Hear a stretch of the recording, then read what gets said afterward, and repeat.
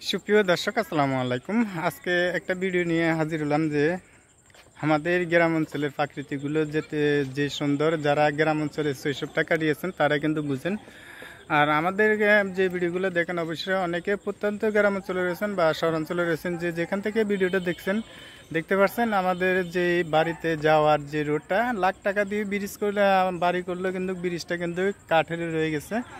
এই ব্রিজটা করতে কিন্তু অনেকটাই প্রতিবন্ধকতা রয়েছে, কারণ এই ব্রিজটার মধ্যে কিন্তু সরকারিভাবে কিছু বিধিনিষেধ রয়েছে, কারণ সরকারি খালের মধ্যে কিন্তু ব্রিজ করাটা কিন্তু প্রাইভেট হিসেবে অনেকটাই কিন্তু ভূমিকা রাখে যে সরকারের উপরে। অনেক সময় দেখা যাচ্ছে যে ব্রিজটা করার পরেও কিন্তু সরকারে ভেঙে দিচ্ছে যখন খালটা খনন করা হয়। আমাদের এখানে কিন্তু ব্রিজ ছিল, আমরা বাড়ি করার সময় কিন্তু ব্রিজটা ছিল। তো ব্রিজটা অবশ্যই আমি এখন ওই সময় ভিডিও করে রাখতে পারি না, বা এরকম চিন্তা ভাবনা ছিল না ভিডিও করে রাখবো বা এরকম ইউটিউবে আসে ভিডিও বানাবো, সেজন্য রাখতে পারি না। খালটা যখন খনন করা হয়েছে দেখতেছেন খালটা কিন্তু অনেক বড় হয়েছে, বা দেখতেছেন একটা পিছনে দিয়ে মাছ ধরার একটা, এগুলো আমাদের গ্রামের ভাষায় বেয়াল বলে, বা মাছ ধরার ফন্দি।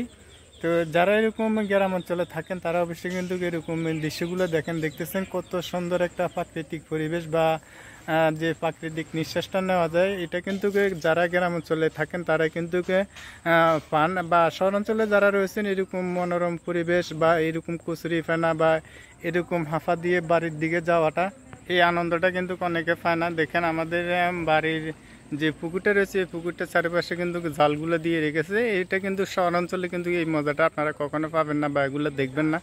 দেখতেছেন গ্রাম অঞ্চলের পরিবেশটা কিন্তু অনেক দারুণ। আমাদের যে এই যে দেখতেছেন এই রোডটা রোডটা কিন্তু পানির ভিতরে এখনও ডুবে আছে, এখনও কিন্তু পানি থাকে না, এই জন্য কিন্তু বন্যার কারণে কিন্তু পানিটা এখন উঠে গেছে। দেখতেছেন একটা মাছ ধরার জাল রয়েছে, এটার মধ্যে কিন্তু মাছ উঠে না, সেজন্য কিন্তু এভাবে করে সিঁড়িবিড়ি রয়েছে, কারণ বন্যার যে স্রোত ছিল স্রোতের কারণে কিন্তু মাছটা ধরতে পারেনি, সেজন্য কিন্তু যে মাঝি ছিল জাল ধরার উনি কিন্তু হতাশ হয়ে কিন্তু আর এখানে আসেনি না, জালটা সিঁড়িবিড়ে গেছে গা। অনেকেই ভাই কমেন্ট করেন যে এটা কি একটা ভিডিও টপিক হলো, বা এই গ্রাম অঞ্চলের এইগুলো ভিডিওগুলো দেখে কিন্তু এগুলো ব্লগ ভিডিওর হয়। অনেকেই নতুন, সেজন্য কিন্তু অনেকেই বলেন যে এগুলো কোনো ভিডিও টপিকে না ভাই।